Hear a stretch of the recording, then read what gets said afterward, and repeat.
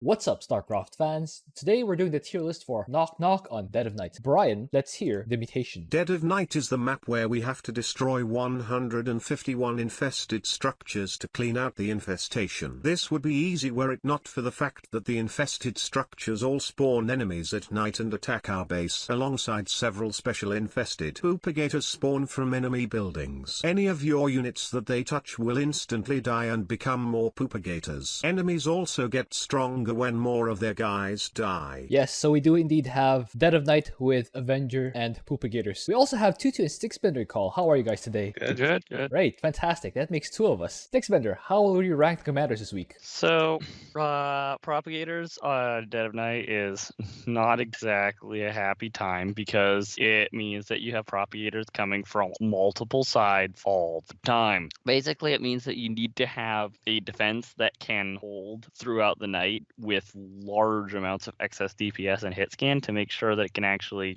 kill the Propagators before they get on top of you. Another concern is, of course, that the Propagators will get buffed by Avenger.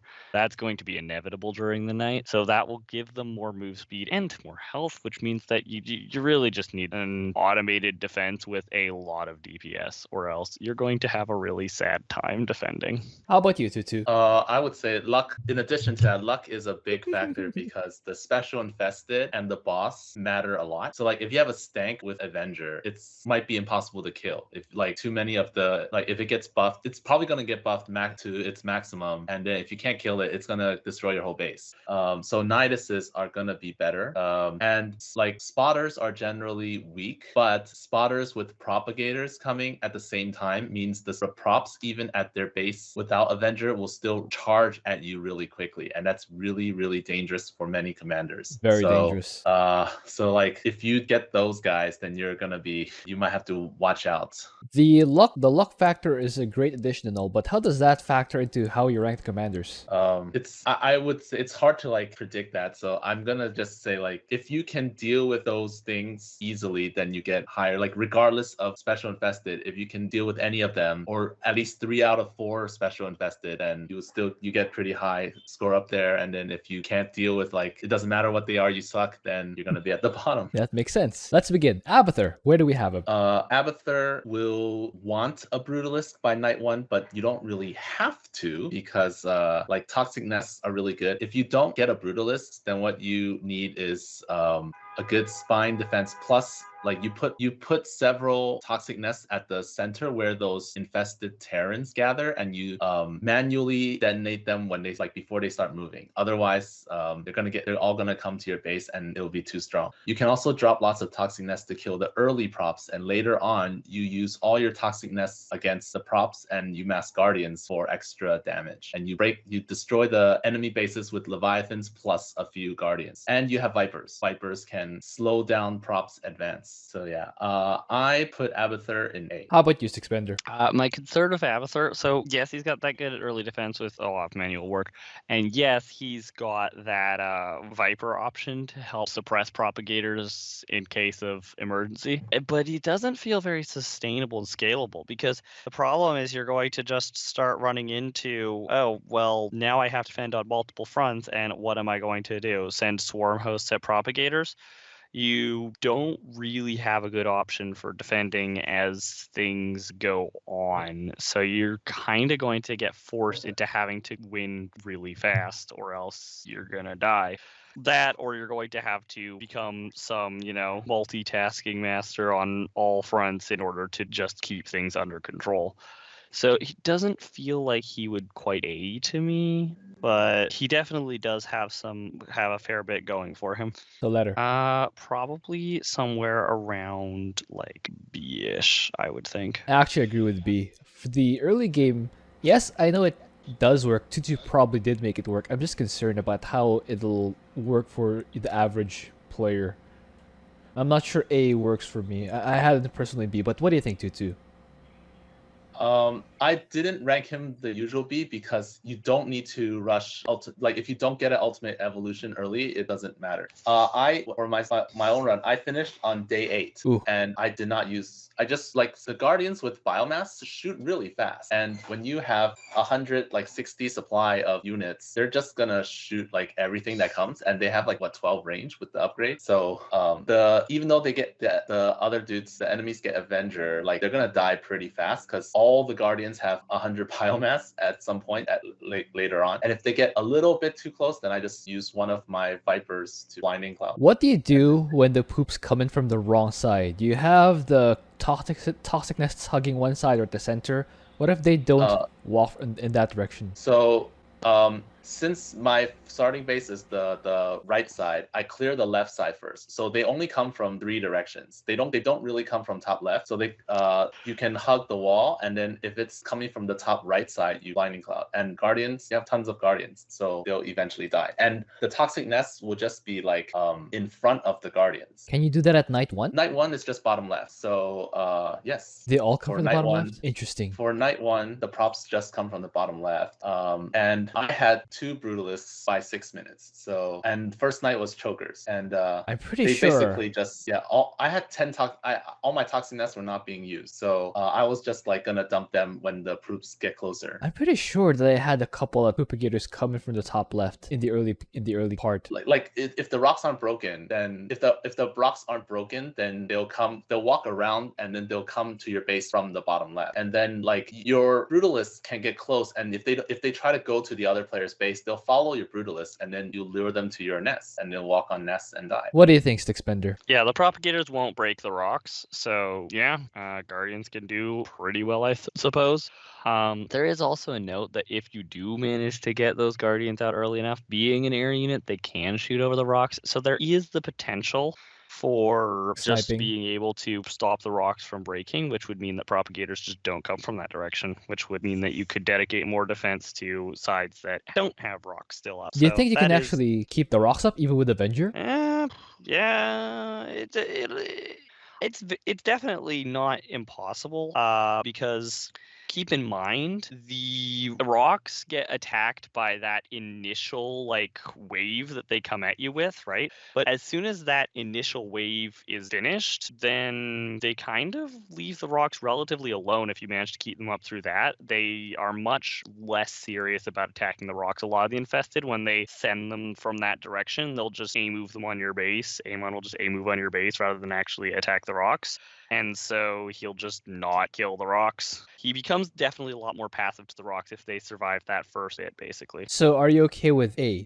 I mean, A still feels like a bit like, wow, he feels like a lot more difficult than that, but I guess I can see it. All right, if both of you had him, I am not convinced, by the way. I'm still gonna have him in B, but if both of you are convinced with A, I'm okay with A. By the way, what prestige are we recommending here? I keep getting comments asking me to recommend prestiges. 0. So no prestige. All right. Because you're going Guardians, so you need cheaper. That makes sense. Cheaper, yeah. Alarak. How about Alarak?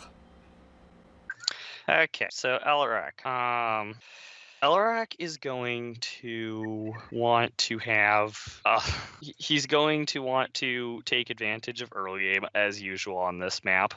He's got the very strong defensive option of his hero unit, but he will run into problems actually defending on multiple fronts as it goes on again. Generally, I'd say his early game is a bit easier than Abathur there with the Toxic Nest because it's just microing a hero instead. But Alarak, on the flip side, will like to just attack into a Propagator as a melee unit, so that's not great. You have to constantly babysit him, so it's still a lot like Abathur's early game, and then you don't have a late game option like Guardians, because Wrathwalkers just aren't going to cut it in the same way. So basically, I'm setting you up for disappointment if you're a huge Alarak fan here. I don't think that Alarak is going to have a very good time as things go on, but at least you'll have a nice strong early game if you're, playing with someone else, so he might end up in the whole Synergy section. He's probably going to be down in like C or something. What do you think, Twotuuu? I had to speedrun this basically. quickly. I ended this by like the third night because No late game. I was gonna die if I didn't end it by night 3. No, I ended by night 4. Night 3 there was one nidus and I survived it. So night 4, I ended at night 4 with most of my buildings dead. So Mothership is really good at clearing everything. So like in the beginning, his early game is so much easier than Abathur because you just have Alarak pushing things away and overcharge to kill anything, including the props. Then the Mothership just attacks all the back buildings. Like you go and you kill. Later on, like when it's day, you mass destroyers and then you continue killing stuff. And Alarak pretty much doesn't go outside. He just stays home and pushes props away. Yeah. So I put him in B because he's I guess against chokers he'll have some problems, but against the other 3 he's okay. What do you think? Even spotters, because he can push the props that are running at you away, and you have your overcharge like shooting. What do you think, Sticksbender? B? I suppose I'm just very concerned about how well most people will be able to clear the map fast when there are propagators everywhere. Clearing, like, I feel like the average rando clearing fast into propagators is just asking for a disaster to happen. Me trying to clear fast as propagators often goes badly. I usually favor slow strategies against propagators. I'm not very good at being fast against propagators. So that would be my biggest concern. The other thing I would note, like to clarify my concern about Alarak's early game being a little tricky, is because of the fact that Alarak has this weird thing where his anti-ground attack is a melee attack, but it's listed as having 2 range, and the reason is because if he is within 2 range of the target, his basic attack will automatically dash him towards the target, which means if he decides to attack a propagator, because that's what he wants to do, he will literally dash into the propagator. He'll high five. Which doesn't exactly give you the most opportunity to respond if you have a relatively slower response time. So that's not great, obviously. That's not exactly what you want to be happening when you are playing Alarak, for your guy to be intentionally committing suicide. Yes. That all said, yeah, he's got a very strong early game with Alarak plus Mothership. As always, that's a big factor. Like, that's his biggest strength, is just Mothership plus hero unit makes his early game strong. So I could see B. It feels like a bit of a generous rating, but yeah, I think we're rating the 2 people so far 1 tier higher than where I would rather have them.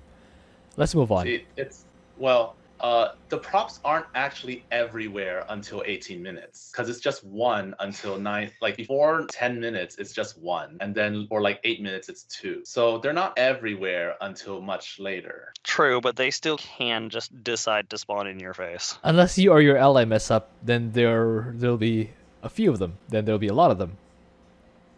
Yeah. That's also a note. Alarak.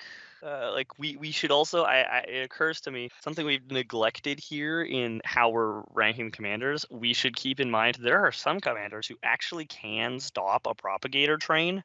Alarak is not one of them. Alarak's definitely not one of them. But okay, if both of you guys are okay with B, I have to also put him in B. Let's move on. Arcturus, where do we have him? Let's see. Manx. He has tanks stun, Aegis guards also stun, and with P3 you have high damage, high DPS bunkers, and you have ESOs to clear most areas from afar.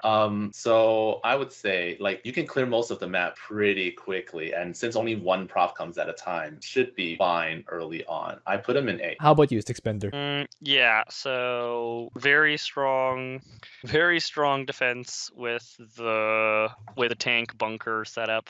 Aegis guard, they don't actually stun, but they slow, and their slow does work on heroics, so it slows propagators, which is just good.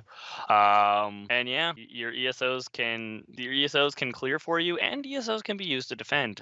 Remember how the infested all gather in each door in front of that entrance? There's a gather lobby. spot where the infested will group. They're in the lobby. Yeah, exactly. It's like a lobby. The infested all group there, and then then they come in, because that way, even though the infested spawn like from all the buildings everywhere, they gather into waves and then come at you in waves. While they're gathering there, just like during the night, put your ESOs set to target equal splits at each of the gather spots, and most of the infested will be dead before they even actually start walking towards your defense, which is part of what makes Meng's defense just so unbelievably bulletproof. It scales very well in the long run. It will definitely be able to hold indefinitely if it needs to.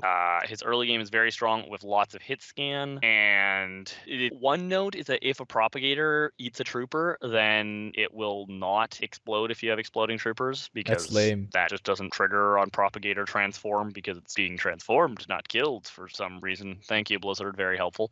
But despite that, you have a strong early game because of just how much DPS your bunkers can output. You have a very rock solid defense as things go on, and you have a very safe, reliable way to clear without ever even having to leave from behind your defense. So I feel like Manx could be S tier. Oh yeah, also if a propagator train gets started outside of your base, your ESOs can solve that because you could just set the ESOs Stun in them. front of that. Or if it gets started inside your base and you have nuke rain off cooldown, again, you can solve it. That makes sense. So you think he's S? Oh yeah. What do you think, Twotuuu? I think Max might, because he might die to stanks and kaboomers.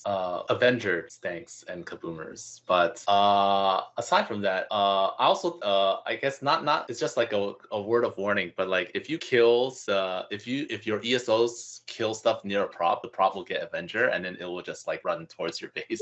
So while your bunker Aegis guard defense might stop a normal prop or like a slightly Avengered prop, it might not stop one that's like fully Avengered by the time it gets to your base. Not even with a siege tank stun? I don't think so. Unless like you're fighting nothing else and just one prop, then maybe. Okay, so Yeah, you're going to be fighting a relatively thin amount of other stuff. Except Because if you're you killing them do so set up the ESOs like that, then what you're going to be fighting is like a propagator and maybe like 2 half health aberrations slipped away or something. Like, so if you have a setup of, keep in mind, we're never having to like dismantle our setup to go out during the night. So we're able to get a setup that has like 3 bunkers on each entrance, all +3 weapons, blue gun troopers. We've got like a tank and an Aegis guard on every single front, maybe 2 tanks on each front. Like, we got a lot here. We can definitely set up a defense that will be able to hold out against multiple propagators with full Avenger stacks. okay, so are we putting Arcturus in S or an A? I think S is fine. Alright, so we both of you agree with S. I actually had him in A. I'm putting Arcturus in S, but I'm issuing a disclaimer here. Twotuuu and Sticksbender are both honest to goodness good Starcraft players. They click fast, they click accurately, and they know the macro, they know how to change the targeting of the Earth Splitters and have control groups for probably each group of Earth Splitters. I won't use Arcturus, he won't be my go-to, just because I have difficulty like manual selecting, box selecting workers, right-clicking them to fast build the Earth Splitters themselves, and then retargeting, then loading, then macroing up behind that, and retargeting when the initial set or when the initial target goes down. Yes, we'll put him in S, but disclaimer, I will probably not be using Arcturus here. Oh, by the way, we assume Merchant of Death here, right? Merchant of Death? Yes. Alright, so if you're confident with your Arcturus skill, go ahead, use him. I will not be using him. Artanis, where do we have him? To state the obvious, not good. So Mind-blowing. already in general, he likes using immortals on this map because of the fact they are hit scan. They continue to be your only hit scan, which makes them kind of your best thing against propagators, but propagators aren't armored. So it's gonna take like 50 immortal attacks, upwards of 50 immortal attacks to kill a fully Avenger propagator. Then you're gonna see that they're not quite immortal. As advertised. Yeah, they just get licked. It's not going to be healthy. Yeah, you will very, very much struggle to defend. You have an okay clear speed. Like, Artanis is actually decently fast at clearing the map, but he's not going to be able to defend here. And he doesn't have a standout clear speed, and he's very bad against Avenger propagators, so he's just going to be very bad. He's going to be, like, probably not F tier quite, but probably pretty close. Oh yeah, and even if you're thinking of just being Guardian Shell guy, Propagators ignore Guardian Shell. They Yes, just they do. lick the unit dead. So Yes, they do. yeah, it's just bad. So like E? What do you think, Twotuuu? maybe F. What do you think, Twotuuu? I put him in F, but I realized he's not like if you full offense, he's not completely useless. So I put him in E. I don't Okay. have much to add. He's just like you can disintegrate a prop, you can disintegrate buildings and clear, but defense is absolute trash. All right. Prestige doesn't matter. He's bad. I had him in D, but both of you guys agree with E, so let's have him in E. Dehaka, where do we have him? Dehaka.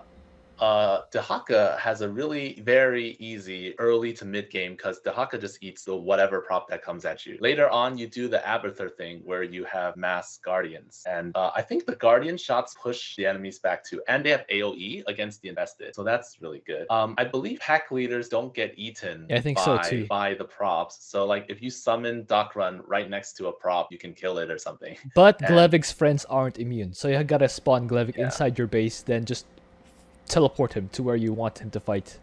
Yeah. Yes. So I put Dehaka in A. How about you, Sticksbender? Yeah, that certainly makes sense to me. He feels better than Abathur, I would think, because of the fact that yes, his guardians do have that knockback.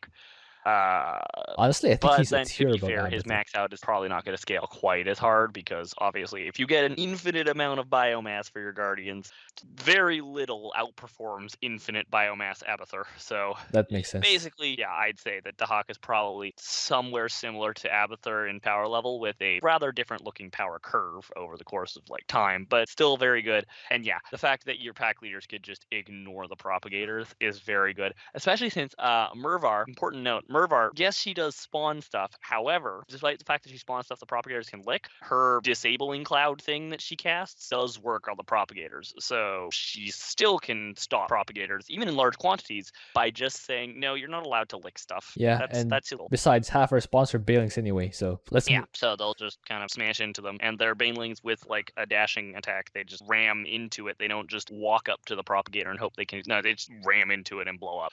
So yeah, Dehaka A makes sense. Do I assume Pick him next to do I assume primal contender here? I use P1. I think P1's better because Devouring you one? heal your stuff. Yeah. And don't you shoot faster or something? You Like, you if get you eat buffs fat. depending on what you eat. Yeah. Yeah. Okay, so we use devouring one here instead. That makes sense. Let's move on. Phoenix, where do we have him? So Phoenix, at least unlike Artanis, he actually has units that are good here. You are not going to be able to use P2 style Phoenix here, and as we've established before, are P2 Phoenix and non P2 Phoenix even the same person? The age-old question. But that being said, yeah, Phoenix actually has usable units here if you're not P2 Phoenix. Colossi are okay units. Adepts and Scouts are okay against Infested, but not so great against Propagators, especially Scouts. They like to like drift forward because they're standing on top of each other, and you know, air units actually do have a size, and for Scouts, that size is really big. Yes. So they will cause you problems. So you'll have to keep an eye on making sure that your own units don't completely screw you over there. What else do I have to add? I think that you're probably going to want to go for a robo-based army of Immortals and Colossi, and it's just kind of decent units that aren't going to scale great and aren't going to clear amazing, but they'll be serviceable at least, unlike, say, Artanis. So he's probably like somewhere in C, maybe D. What do you think, Twotuuu? The only existing solo run of this uses all scouts, just all scouts. But if you're fighting against kaboomers or chokers, I don't think it will work. So it's the other two. The guy cleared it before Night 3 started, or like right when Night 3 started. So no stank, no nidus. Cleared it so fast. But yeah, so scouts, they don't have much range. So you have to like, when you're fighting props, you gotta like kite really well. They clear buildings extremely fast. And Phoenix suit usage has to be really good because I tried it and it was really bad. It was really hard to do, and I kept dying. And I haven't successfully replicated that run yet. But it's like doable. If you want to get robo units, sure. But you want Caldalis, but he sucks again. He can't fight props, so you have to like pull him back. and you're probably going to have other zealots, and that's bad because you have to pull all of them back, which is hard to control. So if you don't use zealots, then you're just like massing scouts and maybe colossi, and that's not that great. So I put him in D. Okay, so both of you say D? Yeah. Okay, yeah, I also have in D. So that's, I think, our first unanimous vote. So there we go. Oh. And also by the description that was given, it's like, wow, yeah, that's worse than I thought. Which prestige do we recommend here? Or does it not matter because they're all bad? P0. No prestige. All right. Hot Horner, where do we have him? So Han Horner is one of those extremely good on offense, absolutely useless on defense. Because on defense, you usually use Hellbats, but then when they're Avenger or when there are props, you don't want to use the Hellbats. You want to use Hellions. Yes. So yeah, if you're spending your early resources on defense, then you're slowing down your offense by a little. And yeah, so super good offense, really bad defense. I can only give them a C. Okay. How about you, Sticksbender? Yeah, that basically summarizes it. They have super good offense, super weak defense, and at least we can give them a C, I guess. Yeah. That feels pretty generous for the fact that they can't do anything. Can't do anything on defensively, defense. personally. I guess their They're best not like defense. completely useless, but pretty useless. You can't get carrier gallons either. Their best Yeah. defense is their offense. They basically put a timer on Amon if you know what you're doing and you know where to click. It doesn't go to night 4 if you have Hot and Horner and you're at all decent with them. So with a decent ally, you should be able to. But I wouldn't call it carrying per se. This tier list is about carrying, and I'm not sure that's like equal contribution. Wouldn't say carrying, but I'm okay with C also if both of you have them in C. We could put them in D and footnote them as being in the, commander synergy section as like, wow, look guys, if you just have someone who can make you not become Die. dead, then they can be good. What do you think, Twotuuu? Put him down to D? I think the fact that they can end this quickly, as Yeah. long as like your ally is not one of the ones below them, they will have decent enough defense to survive. I actually agree So I with think that. C. I think C is also fair. You don't need like Okay. Swann level defense. You just Yeah. need something better than themselves. Like And someone who Yeah, I'm knows okay what you're with that. doing. All right. Again, it won't be a carry, but it's equal contribution. So there we go. Karax, where do we have him? Karax. So his defense is actually not the best that you can get here. It's it's not incredible because of a lack of hit scan. However, it's still very good, and monoliths will very much be your friend. Use monoliths. With energizers. Lots of them. Energizers, yeah, use energizers. You could stick colossi behind your cannons and whatnot to give extra DPS, extra splash damage. The burn damage they apply is really good. Yes. They attack and they dump burn damage all over the floor, and that will continue to... See, the thing is, the way that the burn damage is actually applied, it's applied as a debuff to the target units, and because of slightly spaghetti code of the burn damage, it actually ends up being something that you really notice if you've ever played any of that modded content where they make you play against Flame Colossi. Basically, if units try to run through the fire, then what ends up happening is even if they sprint through it, they'll take multiple damage ticks because for some reason, once it applies the burn damage debuff to your units, it sticks to your units for way longer than it's supposed to. So that's a very notable strength of Fire Colossi. Maybe a sticky fire or something. Yes, it's sticky fire indeed. Sticky fire. It does not like you. It wants you to suffer. And for offense, I assume we Um, have Solar Lance, right? Yeah. For offense, we have Solar Lance. Which prestige, by the way? Honestly, you could go any. Not of them the second except one, for though. P2, Yeah, not the obviously. second one. Yes, any of them except for P2. Obviously, P2 will have serious problems with the whole situation of, oh, hey, I can't make cannons. Can Architect that- of War Chrono Boost defeat a poop train?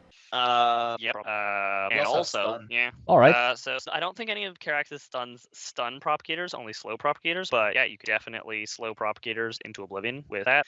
And you can also like basically P3 has access to extensive amounts of Solar Lance and Purifier Beam to just vaporize propagators from orbit. And P1, that Chrono Boost will definitely allow your buildings to just chew apart a propagator train. So yeah, I would say Karax is pretty solid. He's not the absolute best defender, but he's a very good defender, and he's probably somewhere in A tier. How about you, Twotuuu? Oh yeah, you also can technically just clear the entire map with just the power of, Spear Badoon. It's top bar, so that's nice. How about you, honestly. Twotuuu? I recommend P1 because whenever you need extra DPS, P1 is the go-to. Like the chrono boost, the passive chrono boost is counted as well, right? Yes. For the cannons, so you get more DPS that way. Plus, you can chrono like a cannon or a monolith. Plus, you have a like kill all button when they get close. Yes. The And the you have a panic button. purifier beam to kill. Yeah. You just need to be more careful about observers, and you clear the map a little slower, but you're a lot safer with P1. And I put him in A. I actually had him in S, but both of you had him in A, so let's have him in A. There's definitely an argument for Karax S, but I think we'll leave him in A for now. He might get promoted. I personally would rather. I know we have Arcturus in S and Karax. I would rather use Karax and Arcturus because of the aforementioned ease of use. Let's move on. Yeah. Kerrigan, where do we have him? Kerrigan. Which Kerrigan's prestige? P3. All right. Kerrigan's best anti-prop choice is actually Mutalist. Kiting Mutalist. So it's not Hydralist. It's Mutalist. So and herself. So what in the early game she can double tap all the props. Late game she can also Nidus Swarm to double tap props, and Mutalist can kite props pretty easily. With that said, she gets kind of things get kind of hectic because if it's just herself, you have to be everywhere, and you have to make sure like your Mutalist. If you want to know when the props spawn because you don't want to be near a building when the props spawn. Yes. And I'm just watching my run right now, and when the props spawn, I lost 5 Mutalists. So yeah, so I put her in B. How about you, Sticksbender? Having to use Mutalist obviously is not exactly the safest feeling. That's not the safest feeling for like, yes, I will just defend against Propagators with Mutalist, who, remember, have a relatively short range on their base attack. It's just being able to attack things that aren't the Propagators and have the attack bounce. Or if you are very on top of kiting the Propagator, bouncing off the Propagator. It's a very active defense, so that means that B probably is a sensible place for her. Yeah. All right. A lot can go wrong, but she's also got a lot of power there. It kind of resembles Alarak. All right, that makes sense. I'm okay with B. I'm just gonna recommend that if you're gonna go with Kerrigan, Mulists are pretty expensive, so you have to be active with turning enemies into money when you have Kerrigan. Yes. Twotuuu's cat also agrees. Let's have Kerrigan in B. Let's move on. Nova.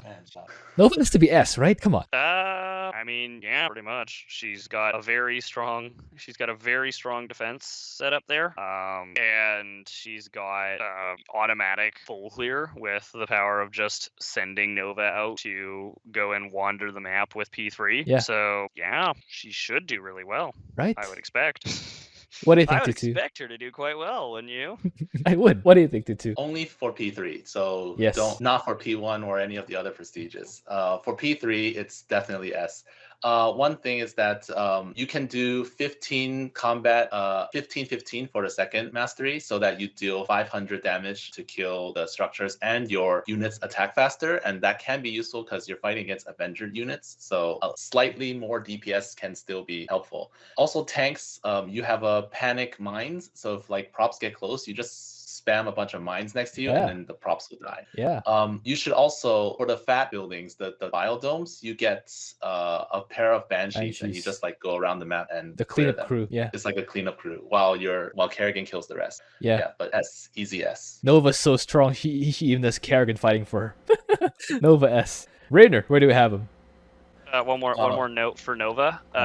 Word of caution: some people are used to using Griffin Airstrike as an automatic propagator delete button. Avenger propagators can survive an airstrike, so don't get go getting yourself killed by a propagator train without expecting it. All right, that makes sense. So Nova S. Raynor, where do we have him? Raynor's gonna have to go mech with bunker defense, so don't use P1. Even if I use P3, but I started with, no matter what prestige you start with, no matter what prestige you use, you start with a tank bunker wall with marauders. So like tons of tanks, like a lot, just until you have like 120 supply of stuff, including your workers. You just keep making tanks. Your bunkers don't have to be full. You just have like a marauder at each part, like where a prop can come. Maybe 2 marauders, but you don't need that many. You just need 1. You just need it for the slow. When you get your defenses up, the enemies can't really get through. So you can start massing battle cruisers and then clearing the map. Of course, like your Hyperions and Duskwings earlier on can also help with prop killing. And then Yeah, I put Raynor in A. Oh, how about you, Sticksbender? Yeah, that's exactly where I would have put him. Cool. He's got a very solid defense. Yeah. Marauders slow. Bunkers, if you upgrade them, they're not Mengsk bunkers even when fully upgraded, but they're solid. And he can make a whole bunch of tanks. And you can just, if you want, even use P2 and make it so that if like a stim. stank shows up or something, you can just tell those tanks, okay, shoot very hard, please. Thank you. So we have a Raynor. I actually had him in B, but both of you had him in A. So let's have him in A. Oh, easy A. Yeah, Prestige. We recommend. P2. Anything works. I think P2 is safer. Yeah. All right. Let's use second one. Rough Rider. Let's move on. Stetboy. Where do we have him? Stetmann. I don't actually know how Stetmann's gonna fight Propagators here. Twotuuu. So you're gonna pass? I'm gonna pass. Okay. Stetmann, if you use P1, you're not gonna fight Propagators, but you get the zone. P1 is pretty trash because you can't really kill anything. Like P1 doesn't, you only get the zone everywhere, which is better for offense, but not defense. P3 is good with lurkers because they'll shred stuff. And lurkers have that what's that? The tunnel? Not the moving one. Focus strike algorithm. Fire, Focus strike which algorithm. is the C, whatever the C key is. You can like click, hold the C key, and then like if a prop comes close enough, then all your lurkers will just fire at it, which is pretty good until later on when they get Avenger, and then like that's not great. P2 can do the same thing, and P2 is actually good at clearing, but you need to know the dead spaces where you can put your Statolites safely, because you can't spread them normally or else they'll get eaten. Yes. So without that knowledge, you have to just go to like the outsides, and you can spread Statolites around the cliffs and slowly clear stuff. But to kill props, you have to have Stetmann at home, you want to have Stetmann at home, or you have like Hydralisks to like kite them while you're clearing. During the nighttime, Gary's at home, and he can shoot the props like when they're walking around the edges. So like you can kill them that way. But it's a lot of work. It's very difficult, and I don't recommend it. So I put him in D. Yeah, not recommended. Is it a good idea to debate the Propagators by putting down Statlights on top of, for example, Biodomes or Command Center or Nexus? No, because the infested will kill the Statolite anyways, and then they'll move on somewhere else. Can they reach that? I know on Mal Warfare they can't. But what will happen? See, what will happen terminal. is that the infested Marines will shoot the Statolite, and then the Propagator will just lose interest because now it's invulnerable instead of being not invulnerable. Ah, that makes sense. All right, Yeah. so we all have him in D. Yeah. All right. Yeah, basically, like my reason for passing there was just because it's like I'm pretty sure he's terrible, but he might have something that I'm not thinking of. So I'm gonna ask Twotuuu to come up and tell us if there is something I'm not thinking of before I go on a rant saying how horrible he is, only to be like, you didn't think of this. Yeah, he's terrible. Yeah, I was thinking actually Banelings, but they're not that good either. They're not like Zagara Banelings that still deal damage even when they get pooped, or they don't spawn the. Actually, I think I remember having this discussion. It's not the actual Baneling dying that deals damage. It's the splitters that deal damage by connecting to the Propagator. So no, that was with was with Moment of Silence Propagators specifically, or Fatal Attraction. Oh, Fatal Attraction. Yeah, Oh, yeah. yeah. The Propagators that have a stun, specifically that problem, where Zagara needed the splitters to save her. Regardless, Against regular Propagators, against regular Propagators, Stetmann's fine. Yeah, regardless, Banelings, he probably won't have enough of them to go indefinitely. So down to D he goes. Stukov, where do we have him? Stukov is surprisingly not that bad because Diamondbacks are really good. Oh. And like in the early game, you can just smash Diamondbacks and you kill all the props, you kill most whatever. Chokers will be annoying, but the other 3 are fine. So 3 out of 4 is pretty good. Around night 2, before night 2 starts, then you start making tanks, and then you don't need bunkers. You don't need bunkers, but you can. It's just Diamondbacks and tanks, and you can hold for pretty long. And during the day, you just Diamondbacks run around and kill stuff, and you have like 2 Diamondbacks at home to kill props that are coming from a direction that you're not attacking. But yeah, so he's all right. So I put him in C. We're using Frightful Flesh Welder, right? Frightful Flesh Welder. And we're not using the Alexander and the Infest structure.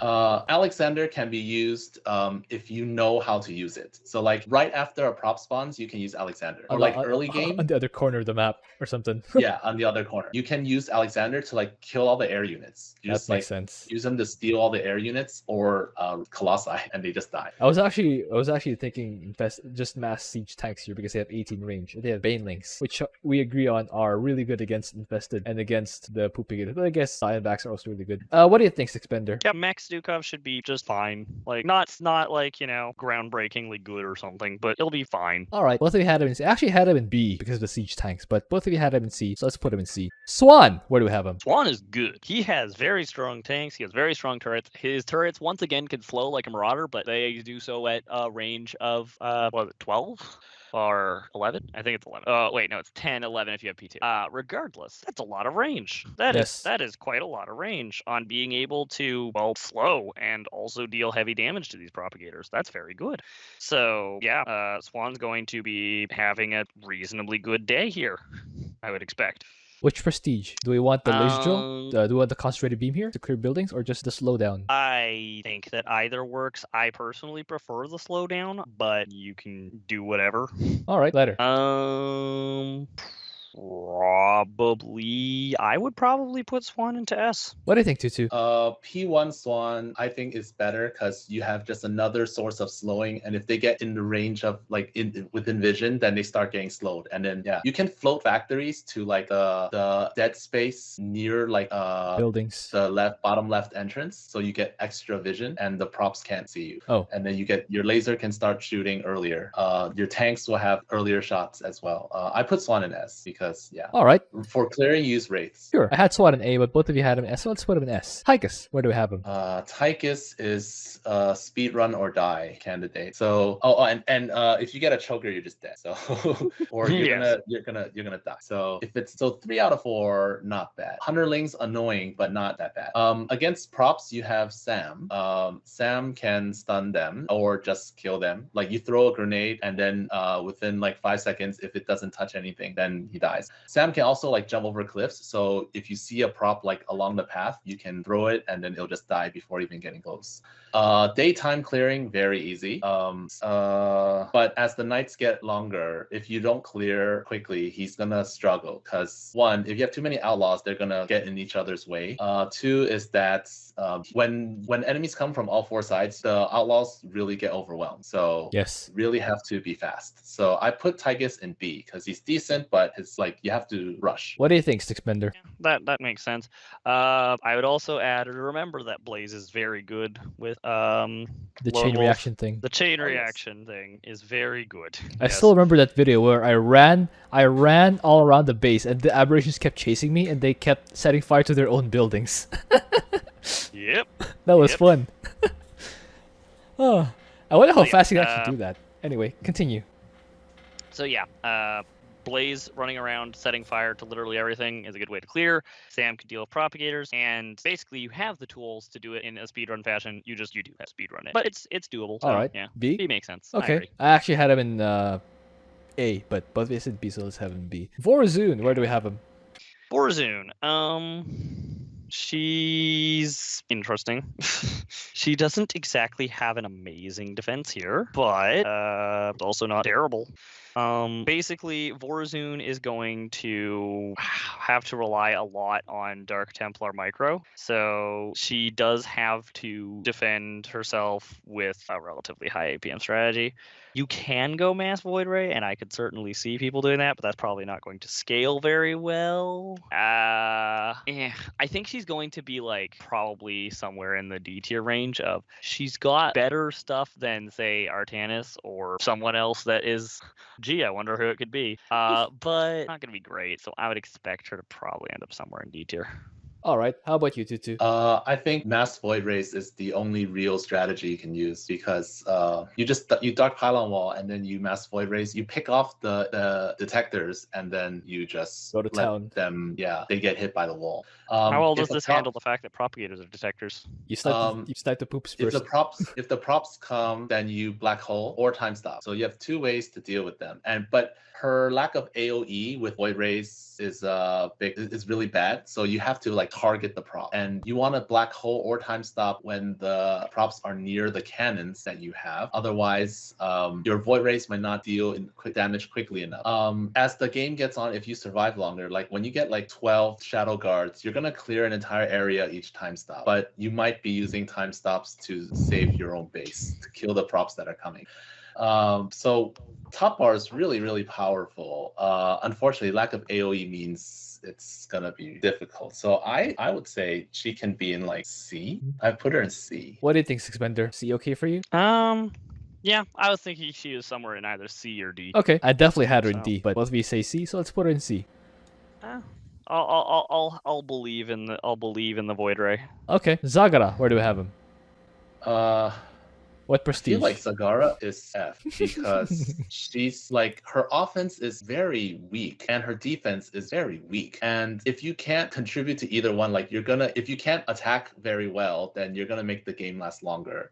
If you can't defend very well, then you're gonna like props will Overwhelm you. like there'll be a lot of props, and people are gonna like blindly use Scourge Queen, which is stupid, or they're gonna use their Banes on the infested, which is also bad. So if you don't save your props for save your Banes for the props, then you're gonna be in trouble. You also need to use bio launchers, otherwise you won't have enough AoE for the defense, and your defense won't last past like day 2 or night 2, day 3. So you're gonna probably like you're not gonna be able to survive night 3. So yeah, so it's like very minimal contribution and might even be hindering because you're like not doing so much. So I would say E or F. I'm just gonna hide my face in shame like this for the rest of the video. How about you, Sticksbender?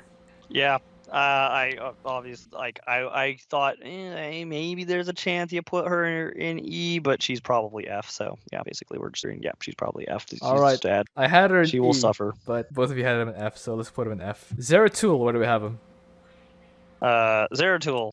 Cannons are good. They're not like, well, are they S tier? The cannons aren't hit scan, but he does have the monoliths, which will slow the propagators and stun the infested, which is really good. Just rely on the fact that you can slow propagators, stun infested, and make a bunch of disruptors, or abrogators is what they're called, I believe. Yes. And just defend with the abrogators. He should be. He's probably S. What do you think, Twotuuu? I don't think he's S because it's not as easy as the S ones. Like his monoliths are fine, but if it's just monoliths cannons, you might not kill it quickly enough, especially if other things are coming at the same time. Zeratul himself can't really help with prop fighting, so you need shield guards and abrogators, and you also need a kind of a specific building placement so that you funnel the props to the middle, but your units are not at the middle, so they have to walk a little bit more. I guess you might need a picture of this or something. But basically, you can't. Yeah, if you just use like a regular cannon wall, if you don't spread your cannons, they're just gonna. If they touch one cannon, they're gonna kill the rest. So you have to spread your cannons and monoliths to make sure that even if they touch one, they will hopefully die before they get to another one. So yeah, I put Zeratul in A because he's good. I think P3 is good here because you're gonna pretty much only clear with Zeratul plus projected cannons anyways. Okay. But I don't think he's S. What do you think, Sticksbender? Are you gonna make a case for S? Nah, I agree with the problem of one time they touch your cannons and well, I guess we die. All right, let's have Zeratul in A. Are any one of these guys double S? No. Great. No. Okay, I'm gonna come out of hiding now because at least I used an F commander, so that's why I played really badly in that game. I am justified by using a really bad commander. Anyway. Yeah, Zagara is definitely in the category of really bad.